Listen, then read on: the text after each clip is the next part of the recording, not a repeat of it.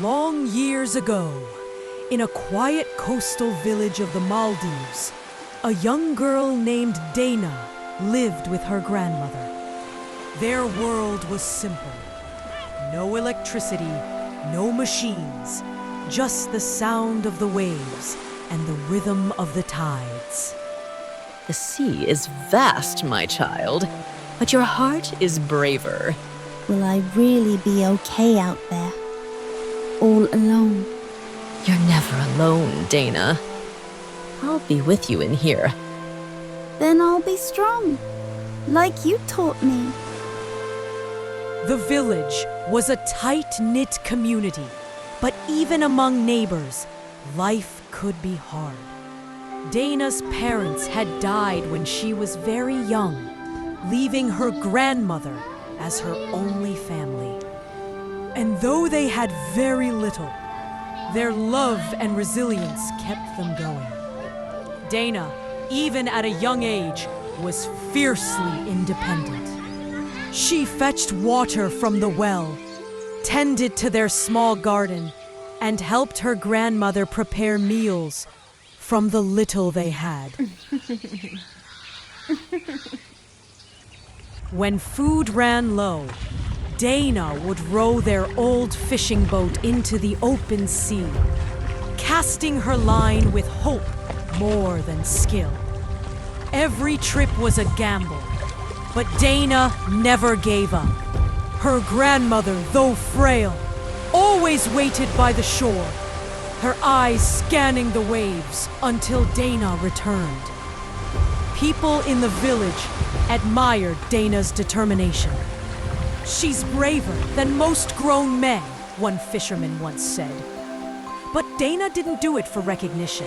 She did it because she had no choice. Every day was survival, and she carried the weight of her tiny household on her young shoulders. One particular morning, the sky was painted with soft oranges and blues. The ocean shimmered like glass, calm and inviting. Dana kissed her grandmother on the forehead and pushed her small boat out to sea.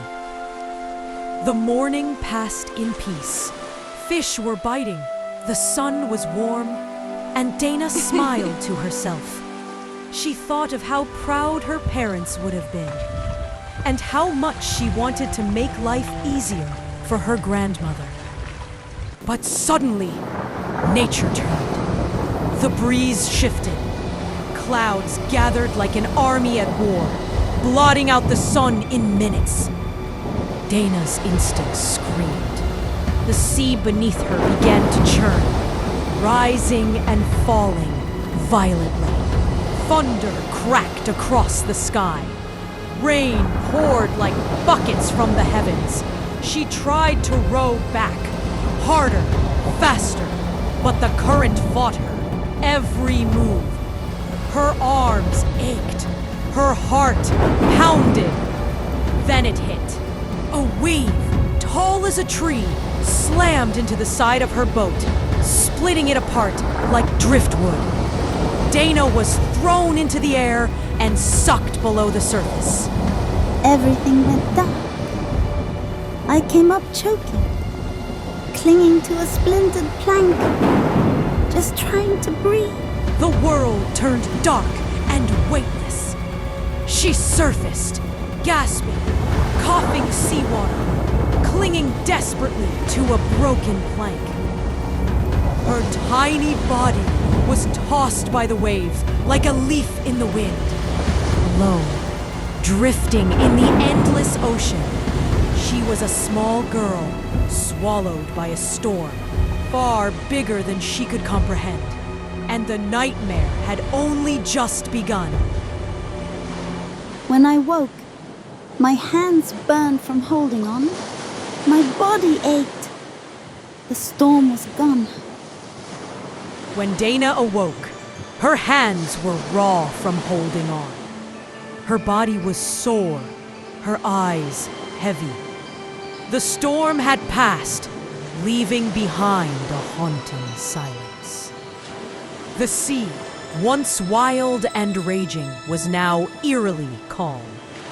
Floating on a broken piece of her boat, Dana blinked at the bright sunlight. Then she saw it, a strip of land ahead, an island.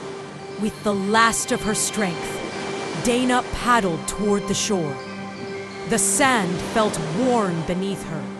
The sun kissed her skin, but her heart was heavy. I was alone. Truly alone. No rescue, just an island, green trees. She was alone, truly alone. No one around, no sign of rescue. Just a small island covered in green trees and tangled vines. The silence was deafening.